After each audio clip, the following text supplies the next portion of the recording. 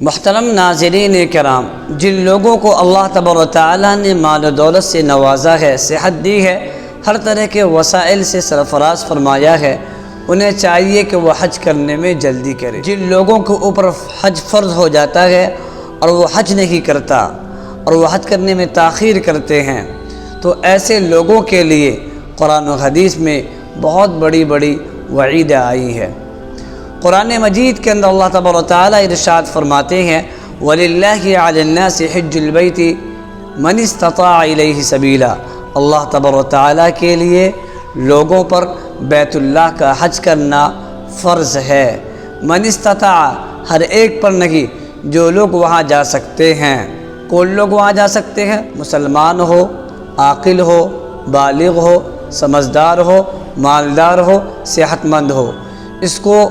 من استطاع سے تعبیر فرمایا ہے علماء کرام نے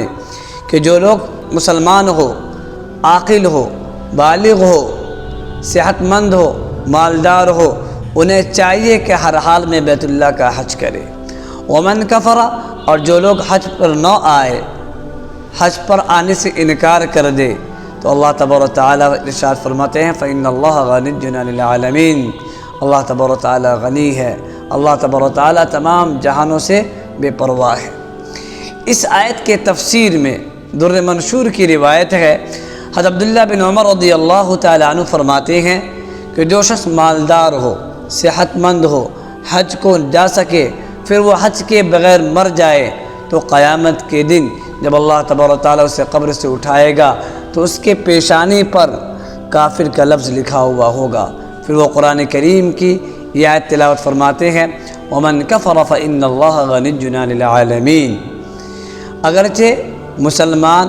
حج نہ کرنے سے کافر نہیں ہوتا جب تک کہ وہ حج کا انکار نہ کر دے، مگر حج نہ کرنے والوں کے لیے کتنی بڑی وعیدیں آئی ہیں۔ الترغیب و ترغیب کی روایت ہے کہ نبی کریم صلی اللہ علیہ وسلم نے ارشاد فرمایا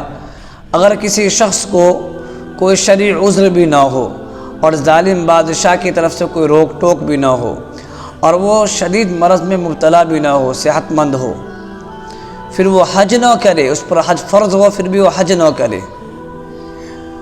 فَلْيَمُتْ إِنْ شَاءَ يَهُودِيًّا وَإِنْ شَاءَ نَصْرَانِيًّا، اسے اختیار ہے وہ یہودی ہو کر مرے یا نصرانی ہو کر مرے۔ کتنی بڑی وعیدیں ہیں، کتنی بڑی وعیدیں ہیں۔ تو جنہیں اللہ تبارک و تعالیٰ نے مال عطا فرمایا ہے انہیں چاہیے کہ حج کرنے میں عجلت اختیار کرے۔ اور کنز العمال کی روایت ہے، حضرت عمر رضی اللہ تعالیٰ عنہ فرماتے ہیں جو شخص مالدار ہو اور حج پر جا سکے اور وہ حج نہ کرے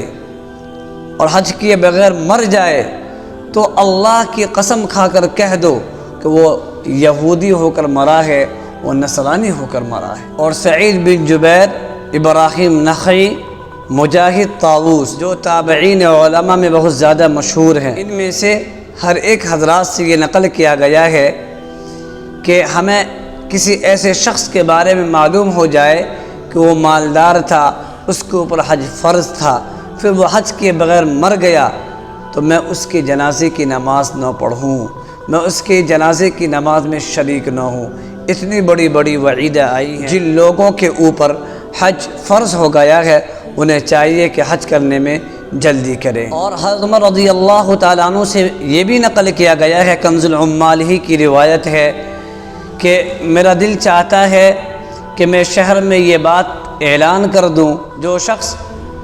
قدرت کے باوجود حج نہ کرے میں اس کے اوپر جزیہ مقرر کر دوں، ٹیکس لگا دوں کہ وہ مسلمان نہیں ہے، وہ مسلمان نہیں ہے۔ شاید حضرت عمر رضی اللہ تعالیٰ عنہ کی تحقیق یہی ہو، لیکن علماء کے نزدیک جب تک کہ کوئی شخص حج کا انکار نہ کر دے تب تک اس پر کفر کا فتویٰ نہیں لگے گا۔ حضرت عبداللہ بن عباس رضی اللہ تعالیٰ عنہما فرماتے ہیں جس شخص کے پاس اتنا سامان ہو کہ وہ حج کو جا سکے اور حج نہ کرے، جس شخص کے پاس مال ہو اور وہ زکوٰۃ ادا نہ کرے، وہ مرتے وقت وہ اس بات کی ضرور تمنا کرے گا کہ اے اللہ مجھے اتنا مہلت دے دے، حج بھی کر لوں اور مال میں سے زکوٰۃ بھی ادا کر دوں۔